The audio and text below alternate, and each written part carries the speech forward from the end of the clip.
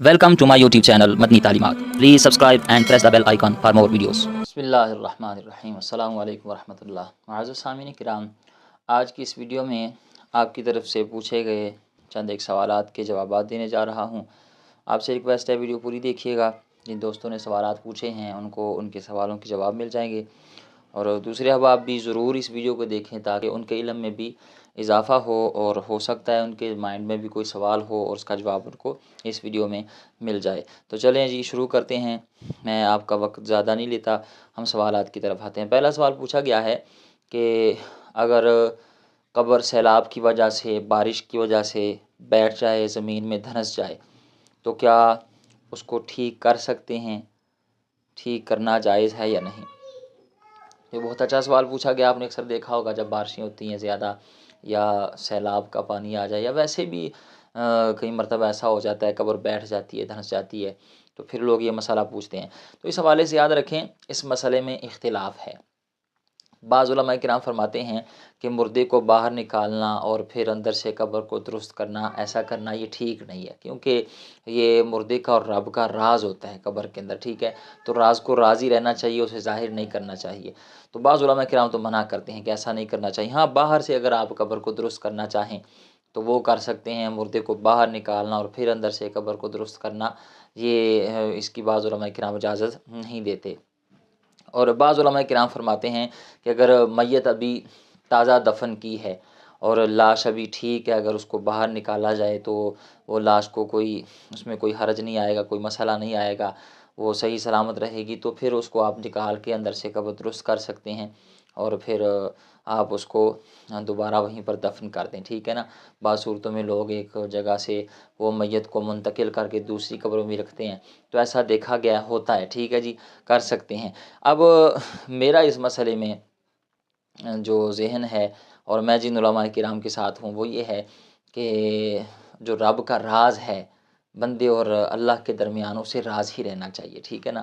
اب جب بندہ اس دنیا سے چلا گیا ہے تو اب اس کی قبر کو وہ کھودنا اور اس کو باہر نکالنا، تو پھر بعض صورتیں میں پتہ کیا ہوتا ہے، میت لاش ہے نا، انسانی جسم ہوتا ہے، وہ مر چکا ہے، گل سڑ جاتا ہے، وہ تغیر اور تبدیلی آ جاتی ہے، تو بعض لوگ پھر وہاں سے طرح طرح کی باتیں کرتے ہیں، ایسے تو عذاب ہو گیا ہے، اس طرح کے معاملات ہوتے ہیں۔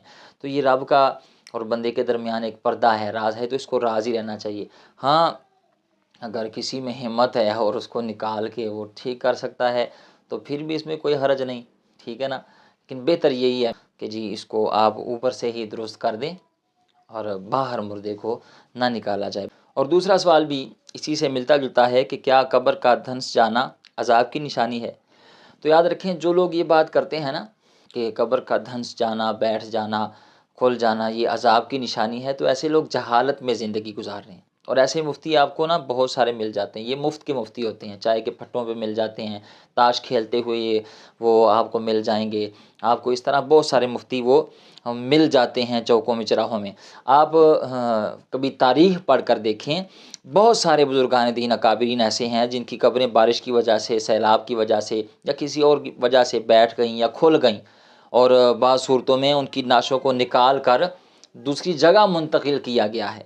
تو جو لوگ یہ بات کرتے ہیں کہ یہ عذاب کی نشانی ہے تو ان کو کچھ اپنی آخرت کی فکر کرنی چاہیے، یہ جہالت کے سوا اور کچھ بھی نہیں ہے۔ جو لوگ کہتے ہیں کہ جی عذاب کی نشانی ہے، تو آپ ان سے نا، آپ ان کو ایسے جانے نہ دیا کریں۔ ہم نا سوال نہیں کرتے، آگے سے پوچھتے نہیں ہیں، جس کی وجہ سے ہم بہت ساری جہالت میں پھر وہ رہتے ہیں اور کم علمی میں رہتے ہیں۔ تو اس طرح کی بات کریں نا تو آپ ان سے پوچھیں، بھائی آپ یہ بات کر رہے ہیں کہ قبر کا دھنس جانا، کھل جانا اور یہ بیٹھ جانا یہ عذاب کی نشانی ہے، تو آپ کے پاس کیا دلیل ہے؟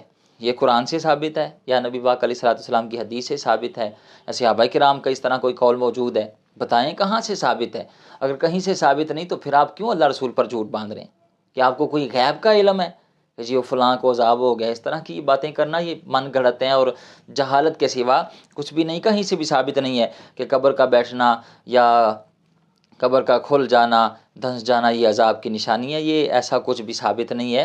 جو کہتا ہے اس کے کہیں بھائی دکھائیں کہاں لکھا ہوا ہے، ٹھیک ہے جی؟ بہرحال یہ ہو جاتا ہے، اس طرح معاملات ہوتے رہتے ہیں، اور اس کو عذاب قبر کہنا یا عذاب کی نشانی کہنا یہ بالکل بھی درست نہیں ہے، ٹھیک ہے جی؟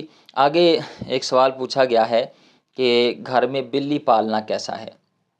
تو یاد رکھیں، گھر میں بلی پالنا، اگر آپ اس بلی کے کھانے پینے کا وہ خیال رکھتے ہیں اور اسے کوئی تکلیف نہیں پہنچاتے، کوئی ایذا نہیں پہنچاتے، ظاہر سی بات ہے وہ جانور ہے، کبھی وہ پانی میں منہ لگائے گی، کبھی وہ دودھ کو بھی منہ لگائے گی، تو اس طرح کے معاملات ہو جاتے ہیں، تو بعض صورتوں میں لوگ پھر وہ اس پر ظلم کرتے ہیں، مارتے ہیں۔ وہ جانور ہے، آپ تو انسان ہیں اور آپ نے اسے گھر میں پالا ہوا ہے، تو پھر اس طرح کے معاملات تو ہو جاتے ہیں۔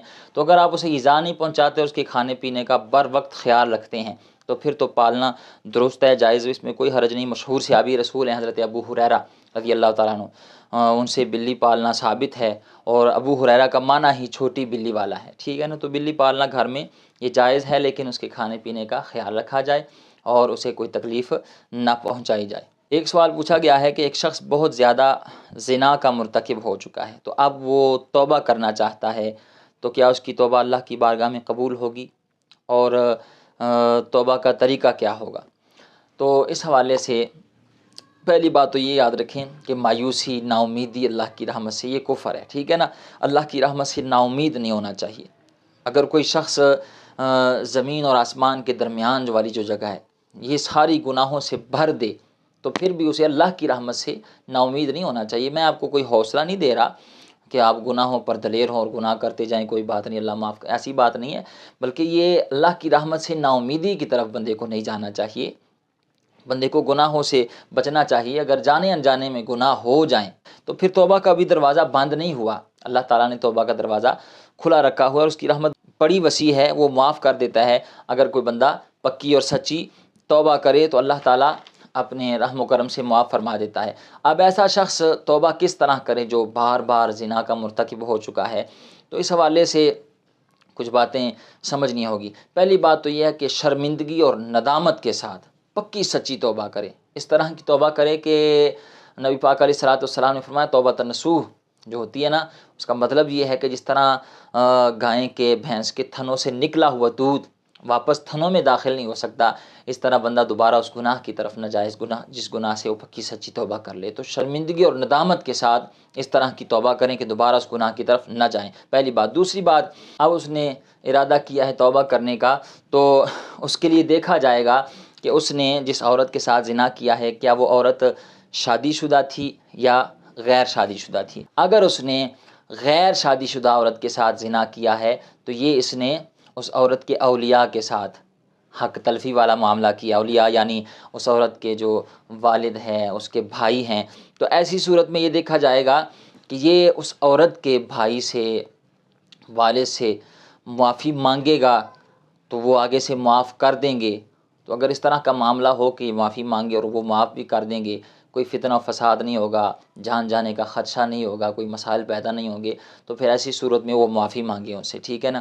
لیکن اگر اندیشہ ہو کہ اگر ان کو بتایا اور معافی مانگی تو پھر فتنہ و فساد ہوگا اور معاملات بگڑیں گے اور حالات خراب ہوں گے، تو پھر ایسی صورت میں صرف اللہ تعالیٰ کی بارگاہ میں رجوع کرے اور پکی سچی توبہ، شرمندگی اور ندامت کے ساتھ اللہ تعالیٰ سے معافی مانگے، توبہ کرے، تو انشاءاللہ اللہ کی رحمت سے امید ہے، ہو سکتا ہے کل قیامت کے دن اللہ تعالیٰ اس شخص کے اور اس عورت کے جو اولیاء ہیں، جو اس کے سربراہ ہیں، والد ہیں، بھائی ہیں، ان کے درمیان اللہ تعالیٰ اپنے رحم و کرم سے کل قیامت کے دن راضی نامہ کروا دے، ٹھیک ہے نا۔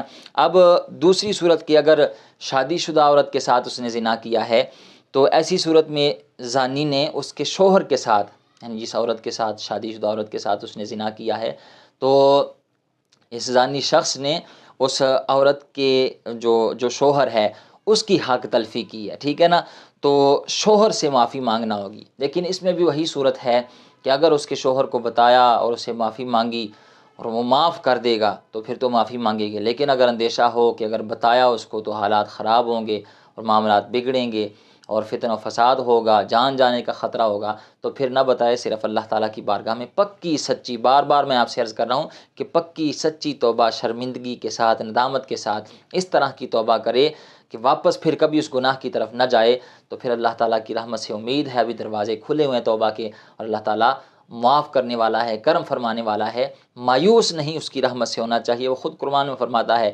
لا تقنطوا من رحمت اللہ، کہ میری رحمت سے نا امید نہیں ہونا، اس کی رحمت اور اس کی کرم نوازیاں بڑی ہیں، لیکن بندہ اگر سچی توبہ کر کے اس کی بارگاہ کی طرف پلٹ آئے تو ایسی صورت میں کل قیامت کے دن ہو سکتا ہے اللہ تعالیٰ اپنا فضل و کرم والا معاملہ فرمائے اور اس عورت کے شوہر اور اس شخص کے درمیان راضی منامے والا معاملہ فرما دے اور معافی تلافی والا معاملہ اپنے فضل و کرم سے فرما دے۔ آگے سوال پوچھا گیا ہے کہ بعض اوقات قرآن پاک کی تلاوت کرتے وقت صفحہ آسانی سے پلٹ نہیں رہا ہوتا، تو ایسی صورت میں ہم اپنی انگلی پر تھوک لگا کر صفحہ پلٹتے ہیں، تو ایسا کرنا کیسا ہے؟ تو اس حوالے سے یاد رکھیں ایسا کرنا مناسب نہیں ہے۔ دیکھیں بندے کا جو اپنا تھوک ہوتا ہے نا وہ پاک ہوتا ہے، لیکن بندہ اگر اس تھوک کو منہ سے نکال دے تو پھر بندے کو خود اس سے کراہت محسوس ہوتی ہے، اس کو معیوب سمجھتا ہے۔ دوسرے لوگ تو سمجھتے ہیں، خود بھی بندہ اس سے کراہت محسوس کرتا ہے، اور بعض صورتوں میں تو آپ نے دیکھا ہوگا لوگ دوسرے کو جھوٹا پانی نہیں پیتے، ٹھیک ہے نا؟ تو جو لوگ جھوٹا پانی نہیں پیتے وہ کسی کا تھوک دیکھ کر وہ ان کو ظاہر سی بات ہے معیوب ہے، اس کو پسند نہیں کرتے اور کراہت محسوس کرتے ہیں۔ تو جس چیز سے آپ خود کراہت محسوس کر رہے ہیں اسے آپ قرآن پاک جو اللہ کا کلام ہے، جو اللہ تعالیٰ کی کتاب ہے، ٹھیک ہے نا، آپ اسے وہ تھوک لگا کر صفحے پلٹیں گے تو یہ مناسب نہیں ہے، درست نہیں ہے، ایسا نہیں کرنا چاہیے، ٹھیک ہے نا۔ میں کوئی اسے ناجائز یا حرام یا گناہ نہیں کہہ رہا، لیکن ایسا نہیں کرنا چاہیے، اس سے بچنا چاہیے۔ بہتر یہی ہے، دیکھیں نا آپ خود سے کراہت محسوس کر رہے ہیں تو پھر وہی چیز اگر اللہ کے قرآن پر، اللہ کے کلام پر آپ بات کر رہے ہیں تو یہ اندر سے خود ہی آواز آئے گی کہ ایسا نہیں کرنا چاہیے۔ بہرحال امید ہے آپ یہ باتیں سمجھ گئے ہوں گے۔ اللہ تعالیٰ ہمیں دین اسلام کی صحیح معنوں میں سمجھ بوجھ عطا فرمائے۔